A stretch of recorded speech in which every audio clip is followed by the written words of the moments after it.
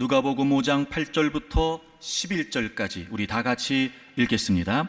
시몬 베드로가 이를 보고 예수의 무릎 아래에 엎드려 이르되 주여 나를 떠나소서 나는 죄인이로소이다 하니 이는 자기 및 자기와 함께 있는 모든 사람이 고기 잡힌 것으로 말미암아 놀라고 세베대의 아들로서 시몬의 동업자인 야고보와 요한도 놀랐음이라. 예수께서 시몬에게 이르시되 무서워하지 말라. 이제 후로는 네가 사람을 취하리라 하시니 그들이 배들을 육지에 대고 모든 것을 버려두고 예수를 따르니라. 아멘. 여러분 혹시 MBTI 검사 해보셨어요? 요즘은 다들 웬만하면 해보셨을 것 같은데, 마이어스 브릭스 타입 인디케이터, 앞 네 글자를 따서 MBTI라고 하는 거예요.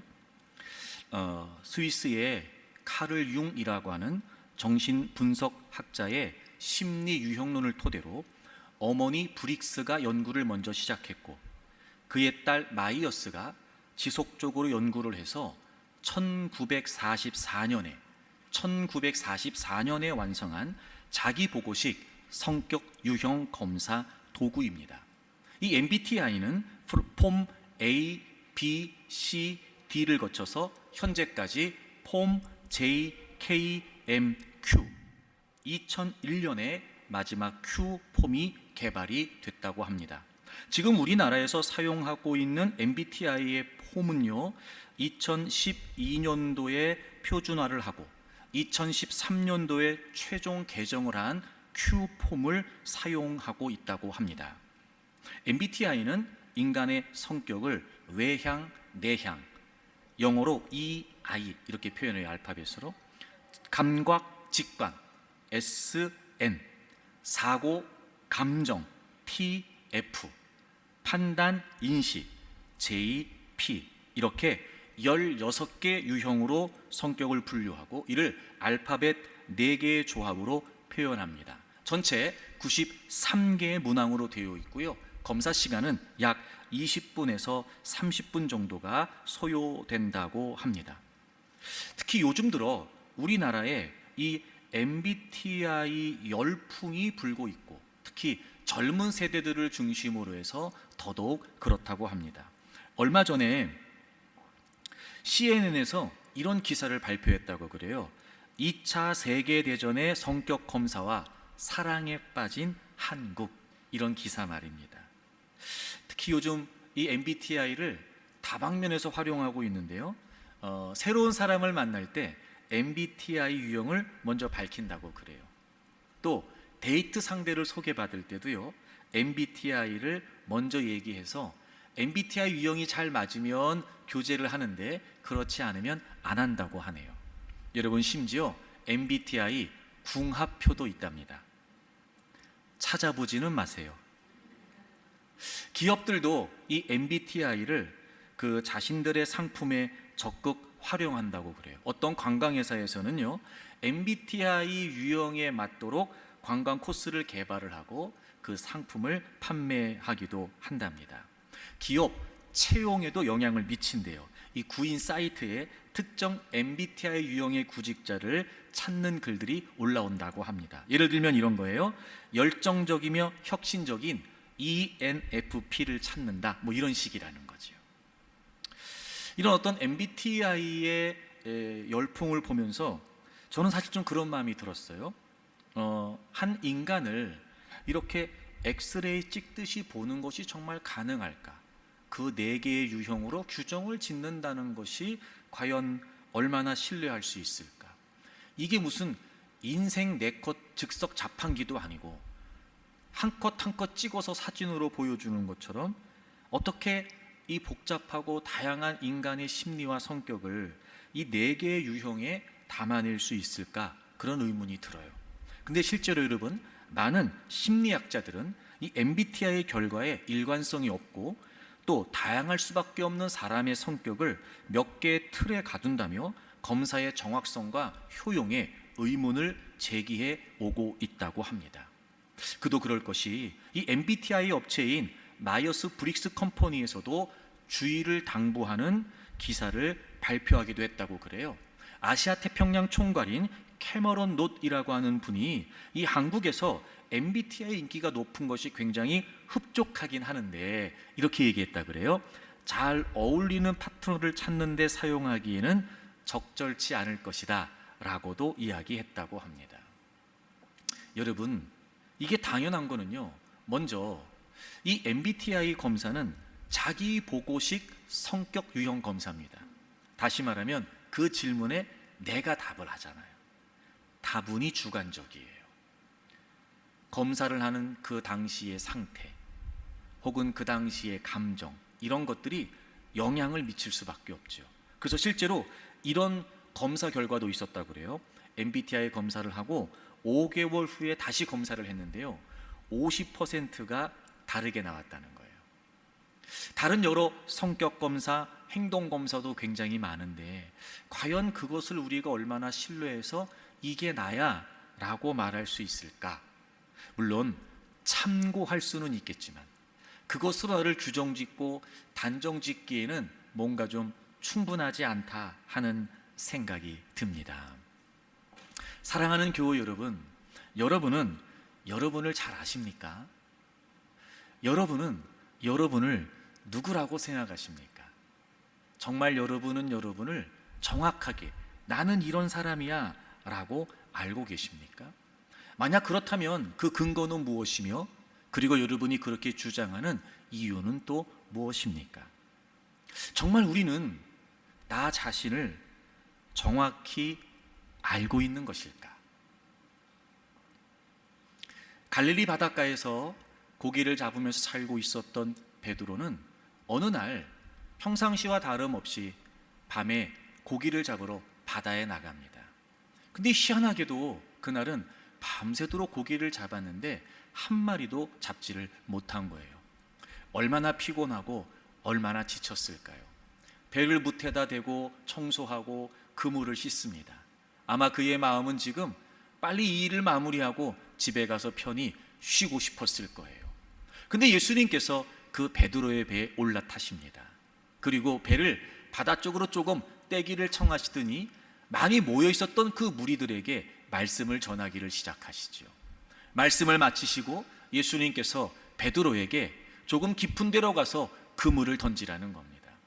사실 여러 가지 정황상 그 주님의 말씀은 합리적이지 않았습니다. 하지만 베드로는 우리가 밤새도록 고기를 잡았는데 한 마리도 못 잡았습니다. 그런데 제가 말씀에 의지해서 Because you say so, 제가 말씀에 의지해서 그물을 내려보겠습니다. 그리고 여러분, 그물을 던졌는데요, 정말 놀라운 일이 벌어집니다. 아니, 그 많은 고기가 다 어디 숨어 있었단 말입니까? 그물이 찢어질 정도로 고기가 잡힌 거예요. 그리고 그 기적을 경험하면서 베드로는 그 주님을 향해 놀라운 고백을 합니다. 처음에 베드로는 예수님을 선생님 이렇게 불렀어요. 그런데 그 기적을 경험하고 예수님을 부르는 호칭이 바뀝니다. 주여 이렇게 부르죠. 여러분이 주여라고 하는 표현은 퀴리오스라고 하는 단어인데요, 이 말은 권위에 있어서 최고다라고 하는 의미를 가져요. 그래서 당시에 하나님과 동의어로 사용됐던 단어인 겁니다. 다시 말하면 그 기적을 경험하고 베드로는 지금 예수님을 누구라고 고백하는 거예요? 하나님으로 고백하는 거예요. 그 기적을 경험하면서 베드로는 예수님이 메시아라고 하는 사실을 깨닫게 된 거죠. 그리고 그는 그 예수님의 무릎 앞에 엎드리게 됩니다. 여러분, 그분 앞에 엎드렸다는 건 바로 예수님이 하나님이시라는 사실을 발견하고 그분께 신적 경배를 드렸다는 걸 의미합니다. 다시 말하면 그날 베드로는 뜻밖의 메시아이신 예수 그리스도를 만나게 된 거죠. 그리고 베드로는 그 현장에서 또 다른 상대를 마주하게 됩니다.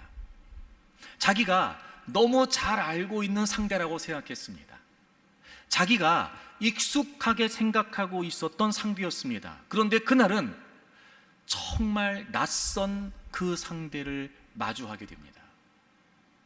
바로 다름 아닌 베드로 자신이었습니다. 베드로는 그날 거기에서 예수님을 만납니다. 그리고 그는 한 번도 마주쳐보지 못했던 자기 자신과 마주하게 됩니다. 자기도 처음 대해보는, 자기도 내가 이런 존재라는 걸 몰랐던 그런 자신의 진정한 자아를 마주하게 됩니다. 낯선 마주침을 경험하게 되죠. 그렇습니다, 여러분. 우리는 우리가 누구인지 잘 모르고 삽니다. 때로는 내가 나도 잊고 삽니다. 진정한 내가 누구인지 정확히 알지도 모른 채 삽니다. 다양한 많은 그런 검사들이 우리에게 참고가 되는 도움이 될 수 있을지 모르겠지만 과연 진정으로 나는 누구일까? 우리는 여러분 그 모습을 어쩌면 놓치고 살고 있는지도 모릅니다. 어떻게 하면 우리가 정말 나를 알 수 있을까요? 그건 바로 예수 그리스도를 만나는 것입니다. 왜냐하면 그분은 나를 죄에서 구원해 주신 분이세요. 다시 말해 그분은 나를 나보다 더 사랑하신 분이십니다. 보다 더 근본적으로 그분은 나를 창조하신 분이십니다. 다시 말해 그분은 나를 나보다 더 잘 알고 계시는 분이시죠. 그러므로 진정 내가 누구인지를 알기를 원한다면 우리는 예수 그리스도를 만나야 합니다. 낯선 마주침일 수 있으나 오늘 아침 우리도 이 말씀을 통해서 주님을 만나고 그리고 그 주님 앞에서 내가 누구인지를 확인하는 시간이 되었으면 좋겠습니다. 여러분, 나는 누구일까요? 먼저 오늘 본문 8절을 보시겠습니다. 시몬 베드로가 이를 보고 즉 그물이 찢어질 정도로 고기가 잡힌 그 기적을 통해서 예수님의 무릎 앞에 엎드려 이르되, 제가 설명했지요. 자, 그 다음에 주여 나를 떠나소서 나는 죄인이로소이다. 예수님이 메시아 그리스도라고 하는 사실을 베드로가 깨우치게 됩니다. 그리고 제일 먼저 그분께 했던 고백이 뭐였냐면 나는 죄인입니다 라는 고백을 한 거예요. 그 전까지는 이런 고백이 없었습니다. 그 전까지는 이런 자신과 마주할 수 없었습니다. 그런데 정말 예수 그리스도 그분이 메시아라고 하는 사실을 깨우치면서 베드로는 스스로 고백하지 않을 수 없었습니다. 자신이 죄인이라고 하는 사실을 말입니다. 그리고 그 사실이 얼마나 깊이 깨달아졌던지 주님 저를 떠나십시오, 주님 저에게 떠나주십시오 라는 고백을 하게 된 것입니다. 다시 말해 자기가 마주하고 있는 그 예수 그리스도는 자신과 질적으로 차원이 다른 존재이심을 알게 된 거예요. 그 거룩하신 하나님과 죄인인 자신 사이에 이 무한한 간격이 그를 지금 두려움에 사로잡히게 했던 겁니다. 그분과 결코 함께할 수 없는 존재라는 사실을 베드로가 지금 깨우치게 된 겁니다. 그리고 주님 저를 떠나십시오라고 고백을 하죠. 그 말을 들었던 예수님께서 그에게 무서워하지 말라라고 이렇게 말씀하신 걸 보면 그는 지금 굉장한 신적 경외심에 사로잡혀 있었던 겁니다. 사랑하는 교우 여러분, 나는 누구일까요? 사랑하는 교우 여러분, 우리는 누구일까요? 나는 죄인입니다. 우리는 예수 그리스도 앞에서 정말 그분의 임재 앞에서 그분을 대면하는 자리에서 항상 늘 우리가 깨닫지 않을 수 없는 우리의 실존, 우리는 죄인이라는 거예요. 사랑하는 교우 여러분, 저는 우리가 이 실존을 잊지 않고 살기를 바랍니다. 나는 죄인입니다. 물론 이렇게 말씀하신 분 있을 거예요. 난 예수님 믿는데요, 난 다 용서받았는데요. 아니 예수님 믿으면 과거 현재 미래 죄가 다 해결된 거라며요? 맞습니다. 여러분, 그러면 우리가 예수님을 믿고 죄가 해결됐다, 죄가 용서받았다, 여러분 이게 무슨 말일까요? 자, 로마서 3장을 찾겠습니다. 23절을 보시면 모든 사람이 죄를 범하였음에 하나님의 영광에 이르지 못하더니 모든 사람이 죄인이고 그 누구도 하나님 앞에 나아갈 수가 없었어요. 그런데 24절입니다. 그리스도 예수 안에 있는 속량으로 말미암아, 여러분 속량 이게 뭐예요? 대신 값을 치러준 거죠. 대속이라는 말이에요. 그러니까 우리는 우리의 죄값을 치르는데 그 우리의 죄값을 누가 대신 치러주신 거죠? 예수님께서. 속량으로 말미암아 하나님의 은혜로 값없이 의롭다 하심을 얻은 자가 되었다는 거예요. 의롭다 하심을 얻었다는 거예요. 여러분, 이 말은 이런 거죠. 자, 우리가 하나님의 은혜로 의롭다 하심을 얻었다는 걸 보면 하나님이 은혜로 우리에게 의롭다 하심을 주셨다는 거잖아요. 우리가 받았다는 건 주셨다는 거예요. 여러분, 이 말은 이런 말이에요. 우리가 오해하면 안 되는 게 뭐냐, 내가 예수님을 믿고 나의 모든 죄를 용서받았습니다, 나의 모든 죄가 해결됐습니다. 맞아요. 과거, 현재, 미래 우리의 모든 죄가 해결된 게 맞아요. 예수님이 대신 죄값을 완전히 단번에 영원히 치러주셨거든요. 근데 여러분, 그렇게 예수님을 나의 구주로와 주님으로 믿는 그 믿음 때문에 하나님께서 우리를 의롭다고 여겨주신 거예요. 엄밀하게 말하면 내가 의인이 됐다는 게 아니에요. 하나님이 나를 의롭게 봐주시는 거예요. 뭐 때문에요? 예수님께서 나의 구주와 주님이시라고 하는 사실을 믿는 믿음 때문에요. 이건 우리가 얼마든지 현실적으로 알아요. 자, 여러분, 그렇게 우리가 예수님을 믿고 과거, 현재, 미래 모든 죄가 해결됐어요. 그래서 우리 이제 죄 하나도 안 짓고 살죠. 그럴 리가요. 그러니까 이런 말이에요. 내가 예수님 믿고 구원받았다, 이 말은 죄인이었던 우리가 예수 그리스도를 믿고 용서를 받은 건 분명하지만 여전히 우리는 죄를 지을 가능성이 있는 존재라는 걸 부정할 수 없다는 거예요. 그럼에도 불구하고 예수님을 믿는 믿음 때문에 하나님은 우리를 의롭다고 여겨주시는 거지. 하나님이 우리를 의롭다고 여겨주시는 걸 가지고 나는 의인이야, 나는 잘못한 게 없어, 나는 죄를 짓지 않아, 이렇게 생각하면 잘못이라는 거예요. 그래서 여러분, 이런 우리의 실존을 성경이 정확히 표현해 주고 있는데, 자, 요한 1서를 한번 찾아보세요. 요한 1서 1장 자, 8절 보세요. 8절. 만일 우리가 죄가 없다고 말하면, 자, 여기에 죄라고 번역된 단어는 죄를 짓는 성향을 말해요. 여러분, 우리는요 죄성을 타고났잖아요. 즉 우리 안에는 죄악된 본성이 내재되어 있어요. 이 죄성 말입니다. 그러니까 쉽게 말하면 이런 거예요. 죄라고 하는 성향이 우리 안에 설정이 되어 있어요. 우리의 초기 값은 뭐냐면, 디폴트 값이 뭐냐면 죄예요. 근데 만약 우리가 그 죄성이 없다고 말한다면 스스로 속이고 또 진리가 우리 속에 있지 아니할 것이요. 그럼 이 말은 바꿔 말하면 이런 거예요. 정말 진리가 우리 안에 있다면, 진리, 예수님, 그치요? 진리, 말씀, 정말 진리가 우리 안에 있다면 우리는 우리에게 죄성이 있다는 사실을 인정한다는 거예요? 인정 안 한다는 거예요? 인정한다는 거예요. 여러분, 주님 앞에 딱 서면은요 내가 죄성이 드러나지 않을 수가 없잖아요. 주님은 완전하시고 주님은 거룩하시고 그분 앞에, 아무 죄가 없으신 그분 앞에 내가 대면하게 되면 당연히 가장 먼저 드러나는 모습이 뭐예요? 나의 죄성이에요. 이런 거죠. 아무리 죄를 안 짓고 살려고 발버둥을 쳐도 쓰러지고 넘어지고 실패하는 우리의 실존, 우리의 생각으로, 우리의 마음으로, 우리의 행동으로 여전히, 여러분, 그 주님 앞에 나아갈 때마다 우리가 이걸 보지 않을 수가 없어요. 게다가 더 결정적으로 그 주님이 어떤 분이세요? 내 죄 때문에 십자가에 죽으신 분이라 말이에요. 이 말이 무슨 말이겠어요? 이 말이 무슨 말이에요? 여러분, 우리의 죄성이 얼마나 심각했던지 예수 그리스도께서 대신 죽지 않으시면 안 될 만큼, 예수님이 죽으셔야 해결될 만큼 우리의 죄는 정말 심각했단 말이에요.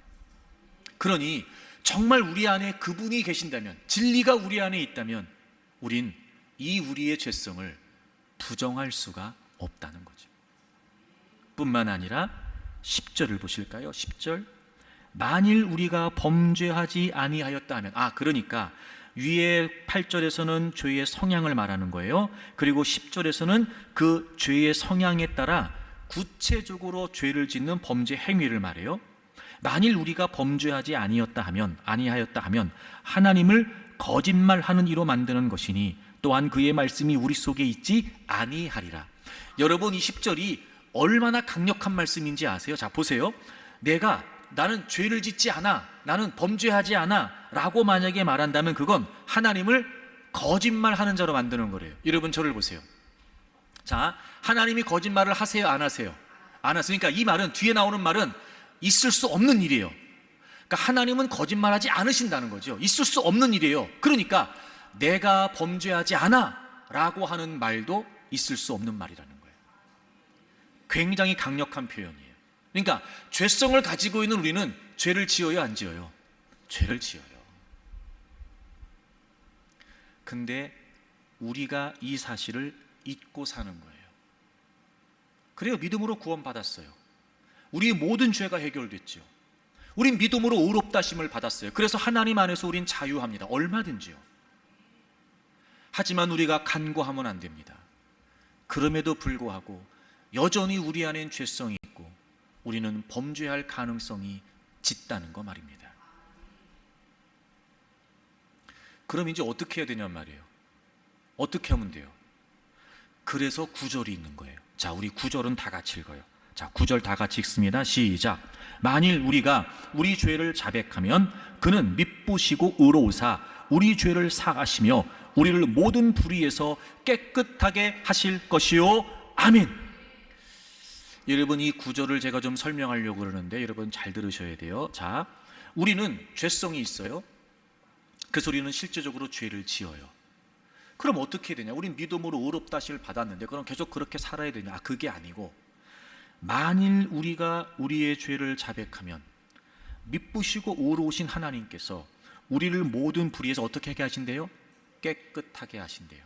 자, 이런 거죠. 우린 예수님을 믿고 깨끗한 존재가 됐는데 죄를 지으니까 더럽혀져요. 그럼 어떻게 하면 돼요? 자백하면, 회개하면 깨끗해져요. 우린 예수님을 믿고 거룩한 존재가 됐어요. 근데 그 거룩함이 자꾸 훼손돼요. 어떻게 하면 돼요? 회개하면 돼요. 자백하면 돼요. 그럼 또 그 거룩함을 유지해 가는 거예요. 그런데 저는 이 구절을 보면서 이런 마음이 먼저 들었어요. 만일 우리가 우리 죄를 자백하면, 만일 우리가 우리의 죄를 자백하면 깨끗하게 해주신대요. 여러분, 왜 만일이라고 하는 말이 붙었을까요?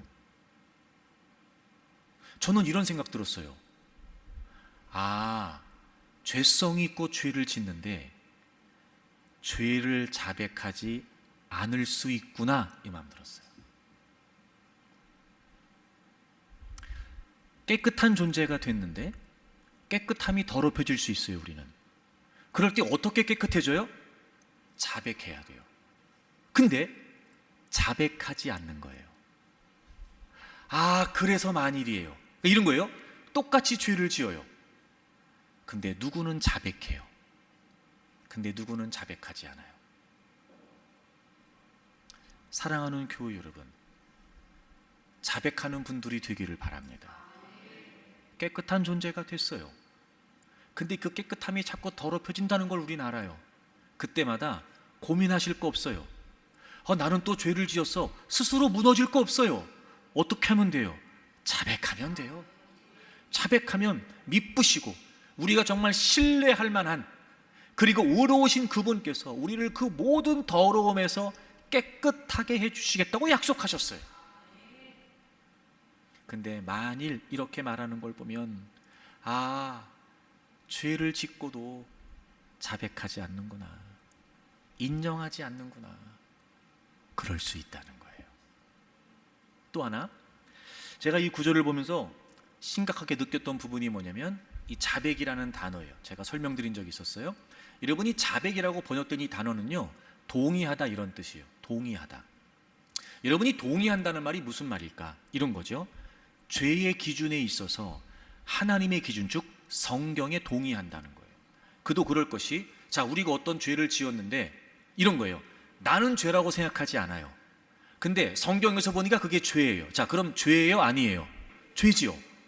그럼 우리는 그 죄를 내가 깨닫고, 아, 내가 이게 죄구나, 아, 내가 죄를 지었구나, 하나님 제가 잘못했습니다, 이렇게 자백하려면 일단 죄의 기준에 있어서 하나님의 기준에 동의가 돼야 돼요.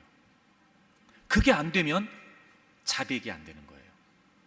이런 거죠. 아씨, 뭐 어때? 다 그렇고 살잖아. 아, 나만 그래? 아니, 이게 뭐가 죄야? 아, 난 괜찮아. 뭐가 문제예요? 이런, 왜 자백이 안 되고 왜 회개가 안 되는 거예요? 기준이 다른 거예요. 제 말이 맞죠, 여러분? 아, 그러니까 이 자백, 동의, 이게 중요해요. 자, 보세요. 그래서 이런 거죠. 그런 걸 보면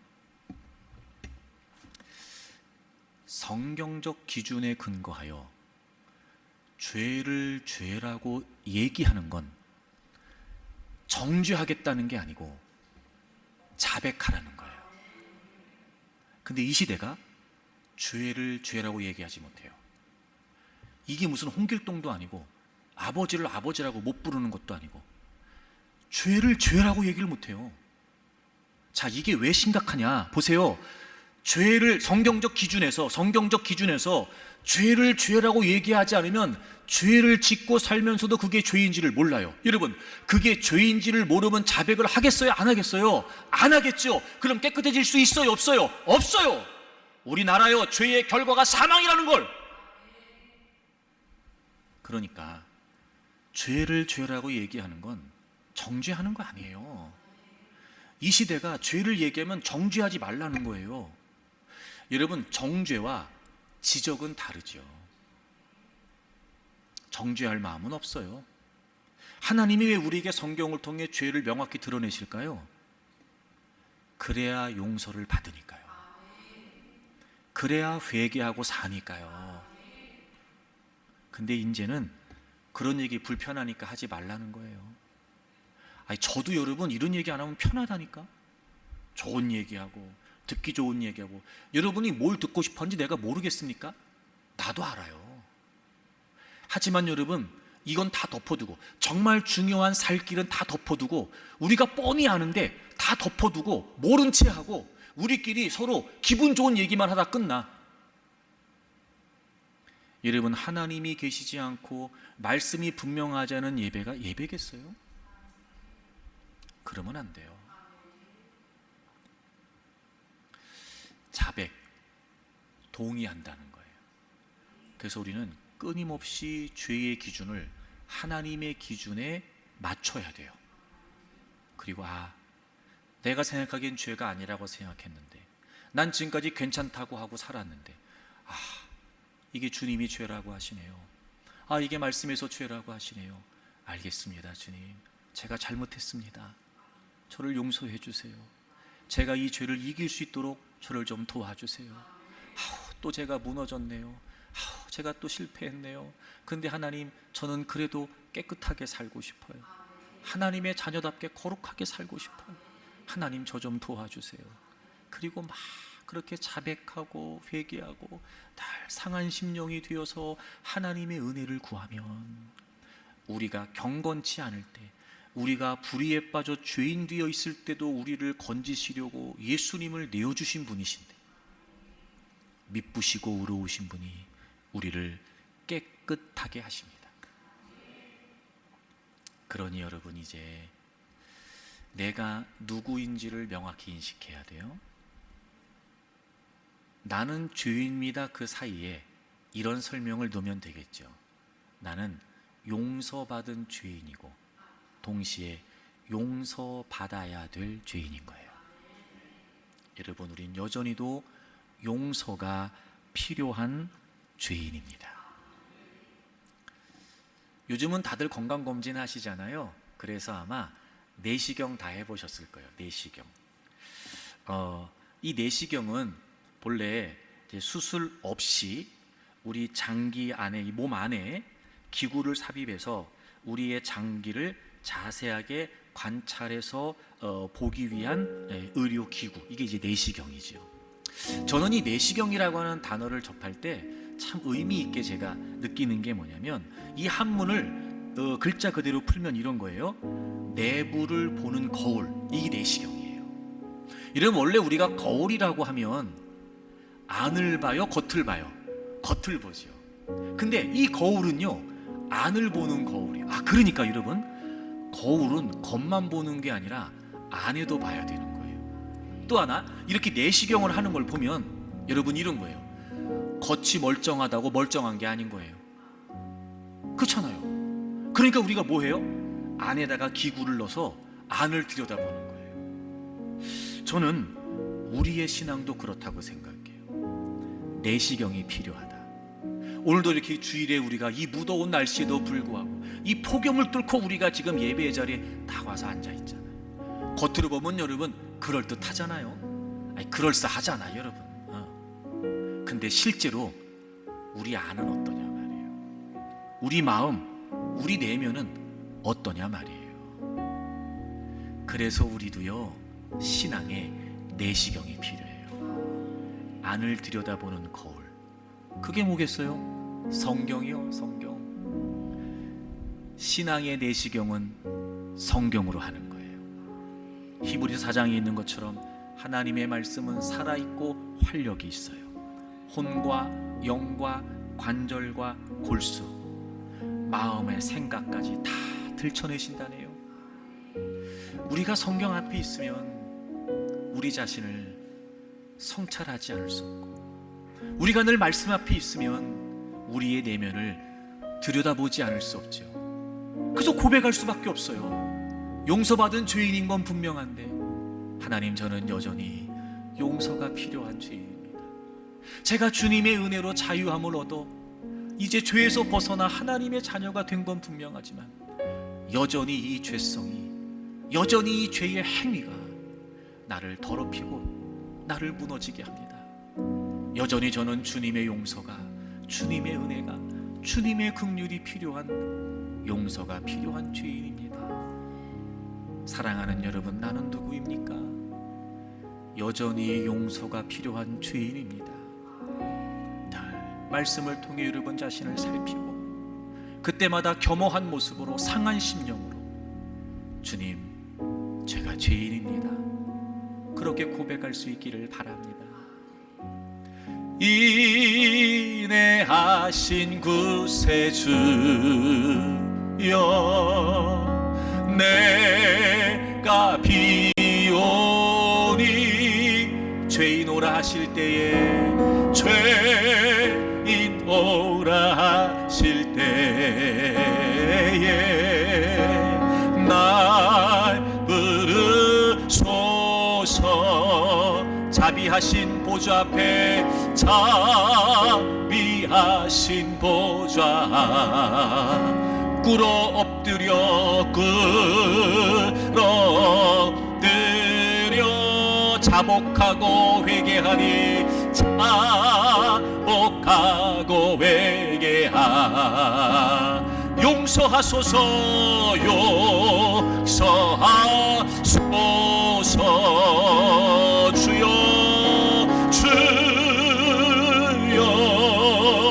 주여, 내가 비오니, 죄인 오라 하실 때에, 죄인 오라 하실 때에 날 부르. 우리의 고백으로 다시 한번 찬양합니다. 주여, 주여, 주여, 내가 비오니, 죄인 오라 하실 때에, 죄인 오라 하실 때에 날 부르소서. 아멘. 사랑하는 교회 여러분, 나는 누구입니까? 나는 죄인입니다. 두 번째, 여러분, 나는 누구일까요? 오늘 본문을 다시 돌아오실까요? 그렇게 베드로가 예수님을 만나고 죄인임을 고백한 뒤에 10절을 보실까요? 오늘 본문 10절 중간에 보시면 예수님께서 베드로에게 이렇게 말씀하세요. 예수께서 시몬에게 이르시되 무서워하지 말라. 이제 후로는, 저는 이 단어가 너무 멋지게 들렸어요. 이제 후로는, from now on 이런 말이에요. 이제 후로는, 이 말은 지금부터 이제부터 이런 말이에요. 이제 후로는 내가 사람을 취하리라 하시니, 이렇게 말씀합니다. 그리고 베드로가 모든 걸 다 버려두고 주님을 따르지요. 자, 보세요. 베드로가 예수님을 인격적으로 경험합니다. 그 예수님께서 너 이제부터 사람을 취한다. 여러분, 여기서 취한다라고 하는 이 단어는요, 살아있다는 말과 사로잡다는 두 단어가 합쳐진 말이에요. 우리식으로 표현하면 이게 좀 그런데 생포하다 이런 말이에요. 그래서 이게 무슨 의미냐면요, 어떤 위험에 빠져 있는 사람들의 생명을 건져낸다, 혹은 어떤 위협으로부터 사람들의 생명을 구해낸다, 이런 뜻이에요. 그 다른 성경엔 그렇게 되어 있잖아요. 내가 너를 사람 낚는 어부가 되게 한다. 복음을 전하는 자로 예수님께서 베드로를 지금 부르고 계시는 것이고, 그리고 이 베드로는 그 예수님의 말씀을 따라 모든 걸 다 버렸어요. 이러면 이게 무슨 의미겠어요? 자기가 이제까지 살아왔던 모든 삶을 뒤로 하고, 그리고 이제 그 주님의 부르심을 따라 살아가기로 한 거예요. 여러분, 나는 누구일까요? 나는 누구일까요? 여러분, 나는 사명자예요. 주님의 부르심이 있었고, 그 주님의 부르심을 따라야 되는 사명자. 여러분, 이런 생각 해보셨어요?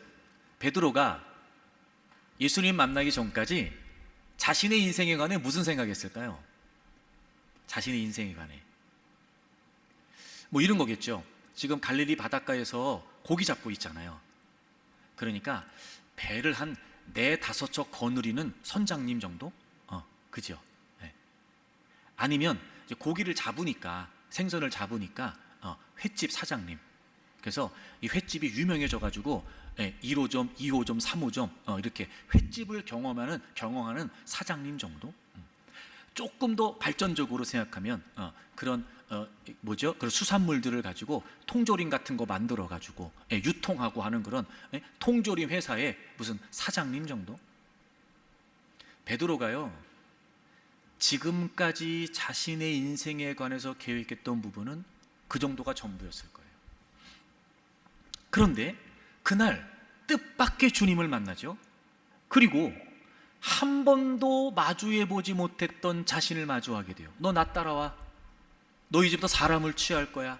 사람 낚는 어부가 될 거야. 그리고 주님을 따랐어요. 한 번도 자신이 계획해 보지 않은, 한 번도 자신이 그려보지 못한 새로운 자신의 인생을 마주한 거예요.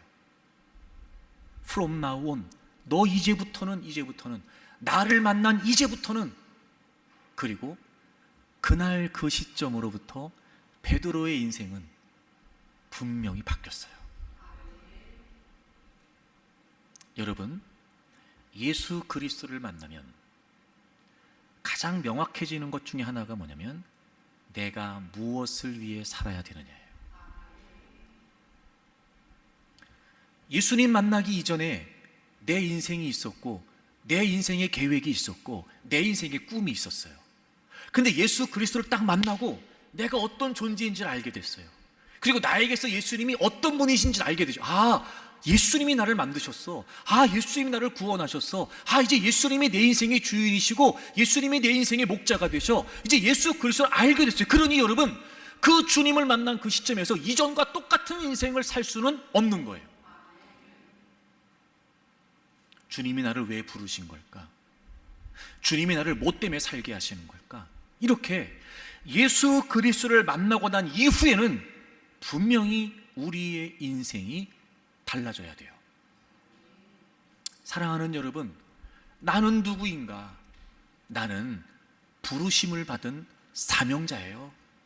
자, 여러분, 제가 부르심, 사명 이런 얘기 많이 했는데, 이런 얘기 하면 여러분들은 아직도 주님이 나도 불렀어, 목사님만 부른 거 아니야?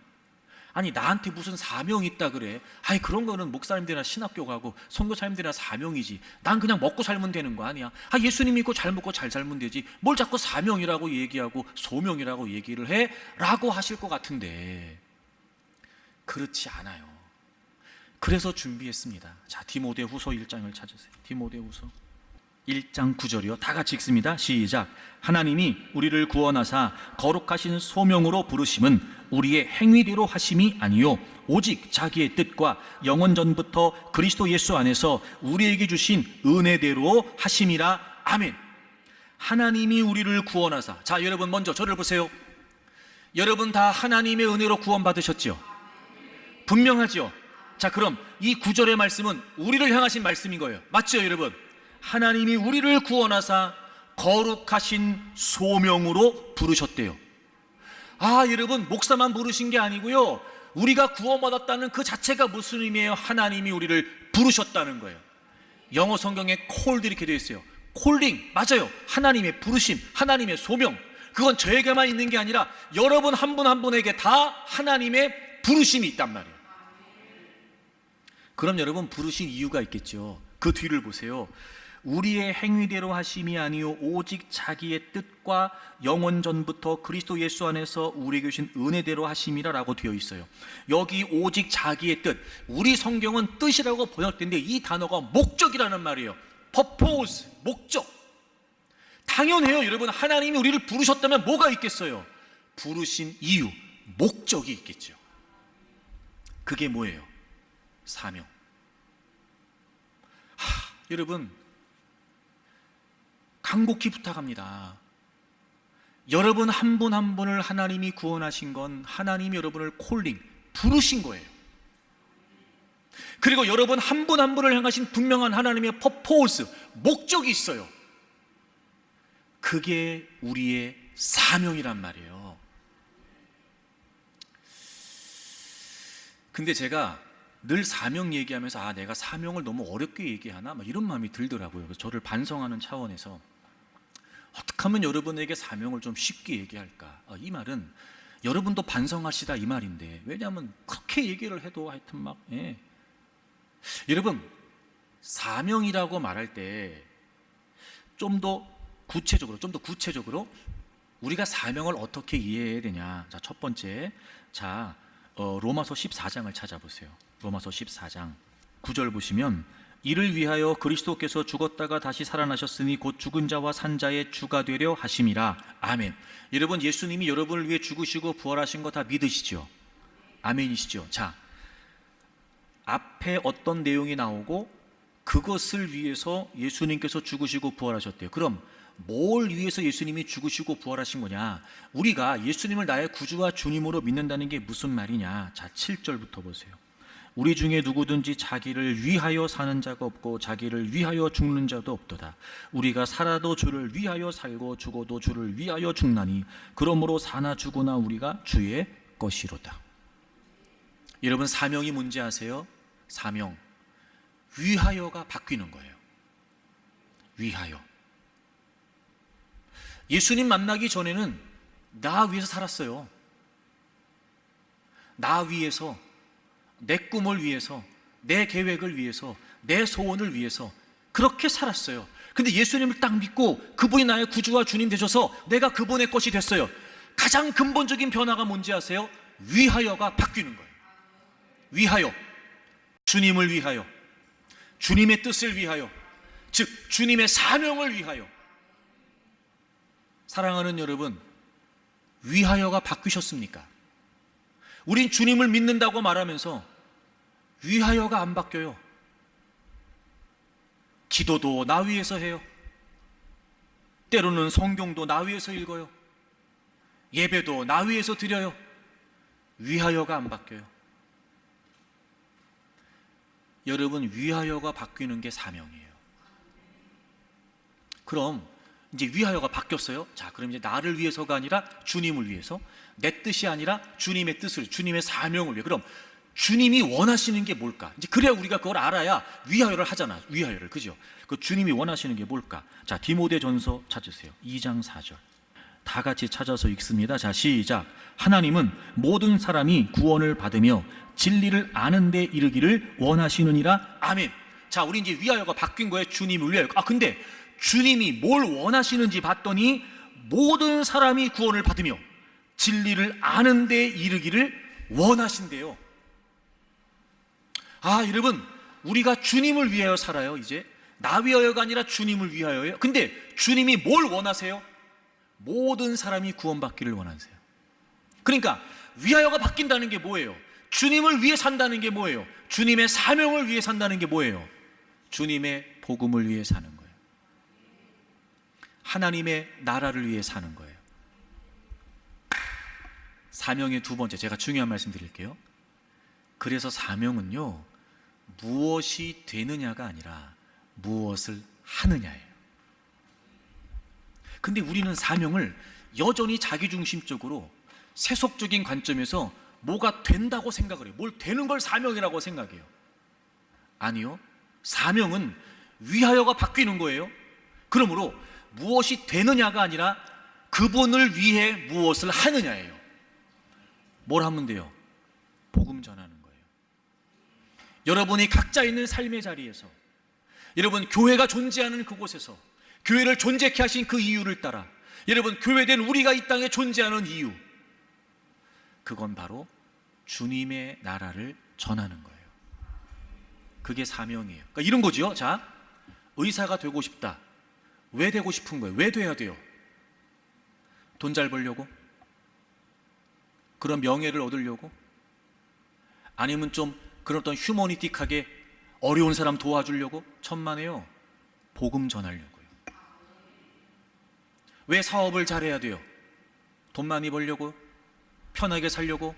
좋은 차 타려고? 아니요. 복음을 전하려고요. 여러분, 여러분의 자녀들에게도 분명히 가르치세요. 위하여, 하나님이 원하시는 거. 공부 열심히 해야 된다. 건강해야 된다. 좋은 직장에 취직해야 돼. 좋은 사람 만나야지. 사업이 잘 돼야 돼. 왜요? 복음을 전하기 위해서요. 여러분 보세요. 우리는 지금 이 사회에서 벌어지고 있는 다양한 많은 그 눈살을 찌푸리는 사건들을 통해서 우리는 분명히 압니다. 세상의 그 어떤 것도 목적이 되면 그건 그 인간을 망칩니다. 이제 심지어는 천륜이라고 하는 부모 자식 간의 관계도 다 깨져 버렸어요. 여기 가까운 데서 지난번에 보셨죠, 여러분? 예. 말이 됩니까? 나는 그게 믿기지가 않더라고요. 왜 그래요? 세상의 모든 가치가 목적이 되면 그렇게 비인간적으로 살 수밖에 없어요. 돈이 목적이 되고, 명예가, 권력이, 출세가, 여러분 그걸 목적으로 사는 사람들이 잘 되는 거 보셨어요? 결국은 그 인간 망칩니다. 우린 그것 때문에 존재하는 거 아니에요. 하나님의 나라를 위해서, 하나님의 복음을 위해서. 우리가 잘 돼야지요. 물론이에요. 여러분, 우리가 건강해야죠. 물론이에요. 여러분, 우리의 자녀들이 잘 돼야죠. 물론이에요. 왜요? 왜? 하나님의 복음을 전하기 위해서. 무엇이 되느냐가 사명이 아니라 무엇을 하느냐가 사명이에요. 그 자리에 있다 하여 다 그렇게 할까? 그 위치에 있다 하여 다 그렇게 살까? 아니요. 그러니 이제부터 우리는 하나님의 사명을 위해 부르심을 받은 자로서 내가 있는 곳에서 하나님이 우리를 통해 복음을 전하시기를 원한다는 사실을 분명히 하셔야 돼요. 여러분의 자녀들을 가르칠 때도 분명히 가르치세요. 너희들은 하나님의 복음 때문에 존재한다. 우리는 하나님을 위해 살아야 되는데 하나님이 원하시는 건 모든 사람들이 구원받기를 원하시는 거다. 이 역사의 시간표는 바로 그 하나님 나라의 완성을 향해 가고 있다. 이 모든 우주 만물을, 그리고 모든 역사를 주관하시고 섭리하시는 그 하나님께서는 지금도 땅끝까지 복음이 증거되는 일을 위해 자신의 일을 행하고 계신다. 마침내 복음이 땅끝까지 증거되면 세상은 끝이 나고 주님은 다시 오시죠. 바로 우린 그 하나님 나라의 완성이라고 하는 이 분명한 하나님의 시간표 안에 존재하고 있습니다. 사랑하는 교우 여러분, 우리는 누구입니까? 부름받은 사명자입니다. 그러니 여러분, 이제부터 내가 왜 살지? 의문이 들 때마다 맞아, 나는 하나님의 복음을 위해 살지. 여러분의 가정에서 복음을 전하세요. 여러분이 일터에서 복음을 전하세요. 학교에서 복음을 전하세요. 여러분의 위치와 지위와 모든 상황과 조건들을 가지고 어떻게 하면 땅 끝까지 하나님의 복음을 증거할 수 있을까? 그 사명을 위해 사십시오. 베드로가 예수님을 만나고 한 번도 마주해 보지 못했던 낯선 자신을 마주합니다. 죄인이었고 사명자였습니다. 우리 역시 마찬가지입니다. 혹시 여러분 한 번도 이런 모습을 생각해 보지 못했을 수 있으나 분명합니다. 우리는 용서가 필요한 죄인이고 우리는 부름받은 사명자예요. 이 정체성을 분명히 하고 이 진정한 자아를 찾고 정말 주님 앞에서 살아가는 저와 여러분들이 되기를 바랍니다. 그리고 마지막 주님 다시 오실 때, 그분 앞에 섰을 때 이런 모습으로 살았다고 하는 그런 믿음의 고백으로 주님께 칭찬 듣는 저와 여러분들이 되기를 바랍니다. 용서가 필요한 죄인으로 부름받은 사명자로 살아가는 저와 여러분들이 되기를